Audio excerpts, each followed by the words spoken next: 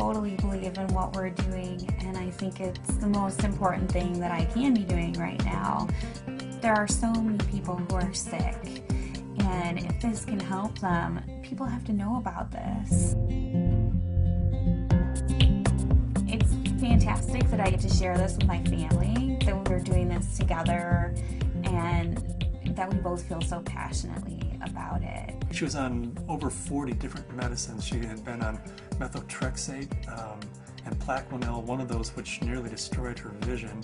All the potent anti-inflammatories, the Vioxx and the Celebrex, and was on all sorts of painkillers and all sorts of antibiotics. She had classic steroid toxicity. Her face was the shape of a moon because there's a lot of swelling that occurs in the face. At the age of 16 was diagnosed with juvenile rheumatoid arthritis, and that evolved into a lupus condition, a diagnosis of interstitial cystitis, an autoimmune disorder.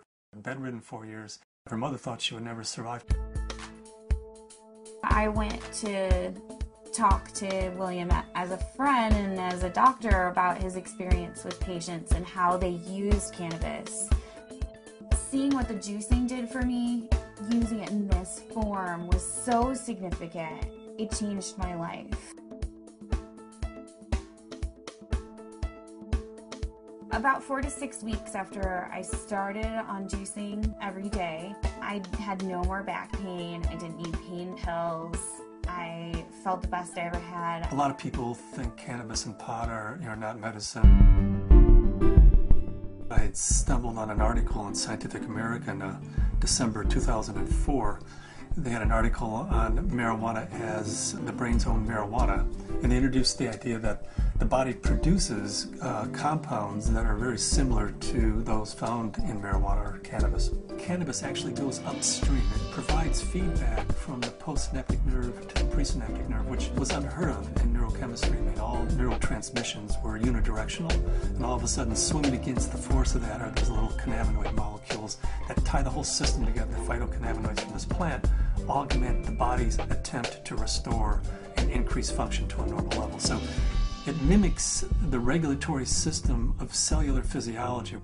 And recently the Food and Drug Administration has approved of CBD, which is a cannabinoid like THC, one of 80 cannabinoids. The federal patent compares vitamin C, vitamin E, and CBD, or cannabidiol. CBD turns out to be more potent than either of those two. The thing that I warn my patients of is, if you're going to be juicing this flower and this leaf, and you're going to be doing this high-dose, non-psychoactive cannabinoid dietary approach, please do not heat it. When you heat cannabis, you make it psychoactive, which for a large part of the community, the psychoactivity of a plant is a measure of its medical quality.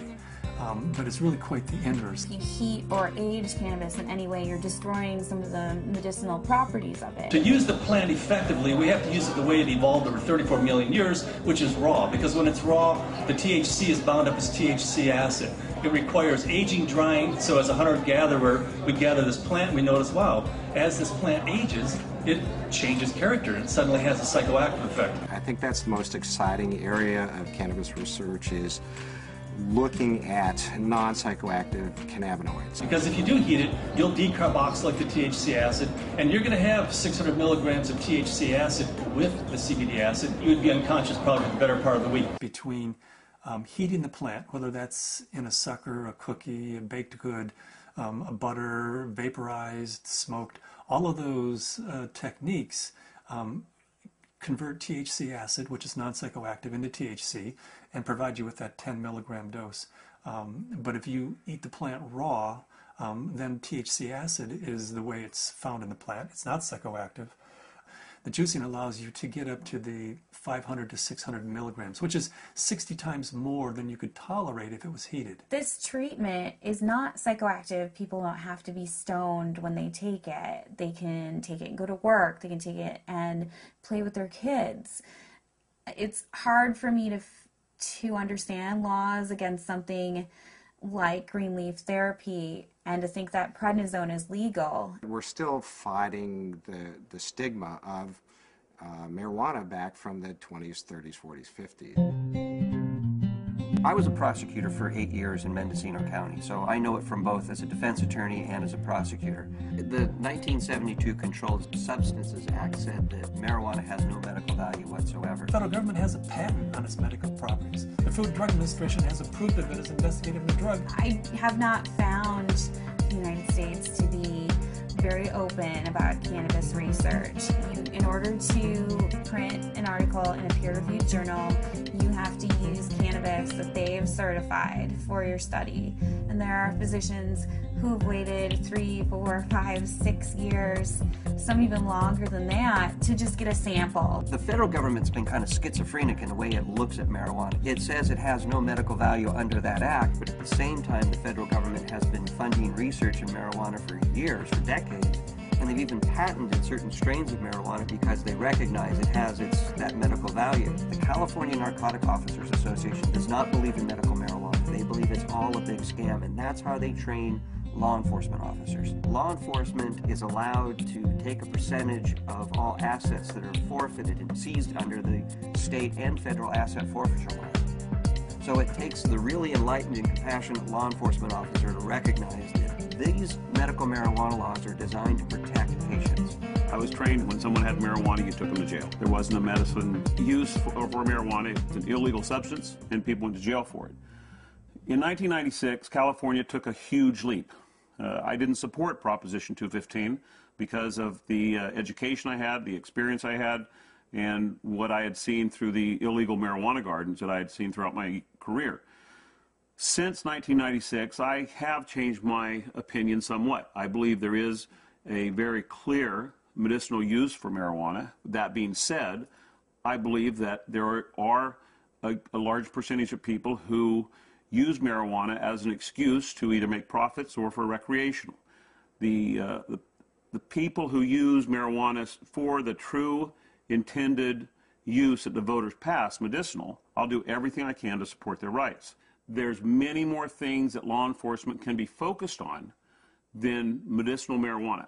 And I don't want to give the impression at all that I support people who are growing marijuana for medical purposes 364 days of the year, and then one day a year they make a big sale for a couple $100,000, and they're a commercial seller that one day of the year.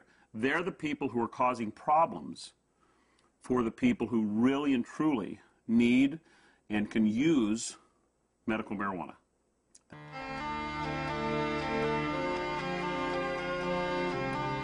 Terrifying, to be told as a parent that your child does have a tumor in her brain.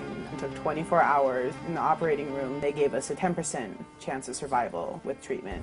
The Oakland Children's Hospital, where they called me and they said they had a baby who they were discharging home.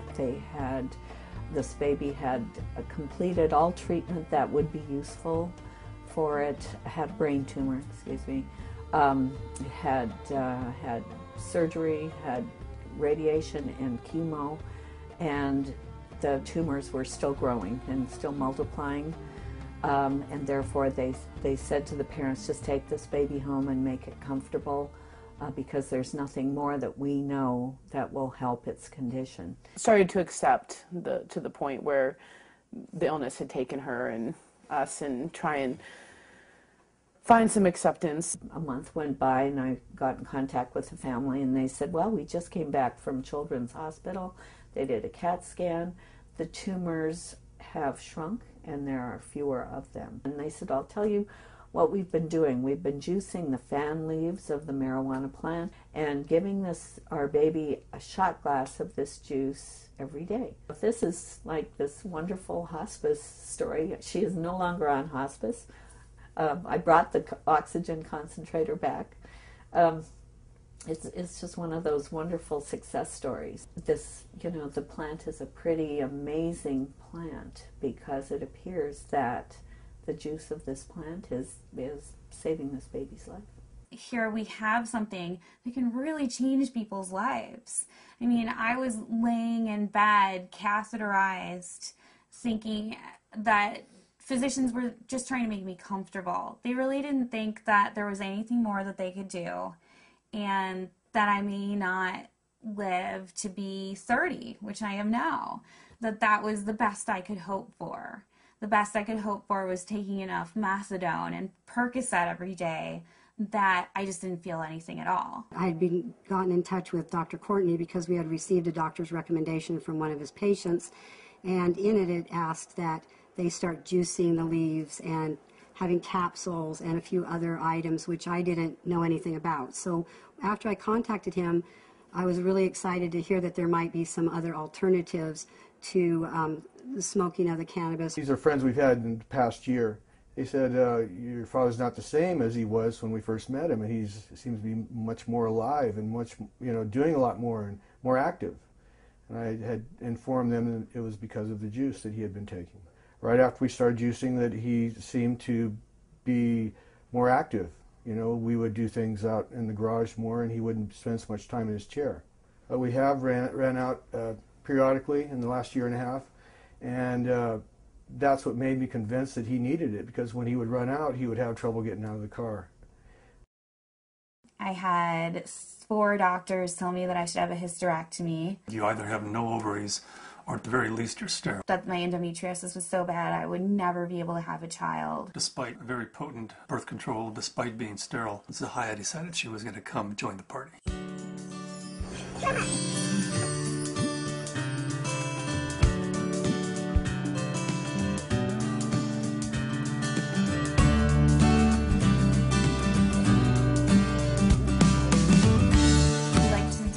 Ourselves by being extremely scientific, and people know that if they're going to come to us, they're going to have to go through a lot of hoops, but they're also going to get the most up-to-date scientific knowledge on this subject, and they're going to see a physician who's an expert in the field of non-psychoactive cannabinoids, and there are plenty of people that want that and are looking for that.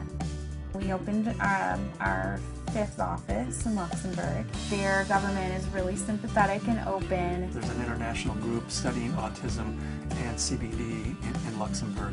There's a physician there who's writing cannabis scripts who's also a senator, and we've been working with him, Senator Columbera. The government may be actually funding experiments in a research center using cannabis, in large part because of Dr. Courtney's work with non-psychoactive cannabinoids and Senator Columbera's work with cancer patients.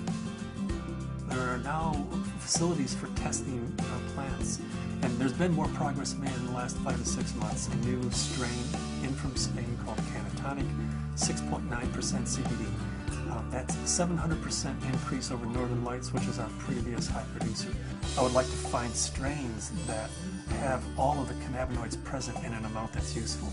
I'd like to produce strains that are adapted to environment. In Luxembourg, we're producing thousands and thousands and pounds of seed, to raise the money to give away, a half a pound of seed, because if that person grows an acre of cannabis and feeds their family the proteins and the fatty acids, incredible food source, an incredible preventative medicine source, and an incredible therapeutic source, and at the same time, they're sucking 5 times as much CO2 out of the environment as an acre of trees. First, we have to change Convention Treaty Number 1, which was the convention that the UN put out in 1961 that says cannabis is a crime, should be, if you have it, if you grow it, if it's in your possession, you should be in prison. That dogma has dominated the world right now. They're asking for input from the World Health Organization. I'm in the process of writing a letter stating that this is a dietary essential. It's not a criminal thing, because we have to change that treaty before we can go into Central South America and say, you grow yourself an acre of this plant, feed your family, prevent illnesses. So Cannabis International kind of legalizing the plant globally, giving it back to people as a food source, prevent illness is so much better than waiting until you have diseases. With my own experience and all the patients that I've spoken to, I believe that it's not an isolated incident, that this is the best medication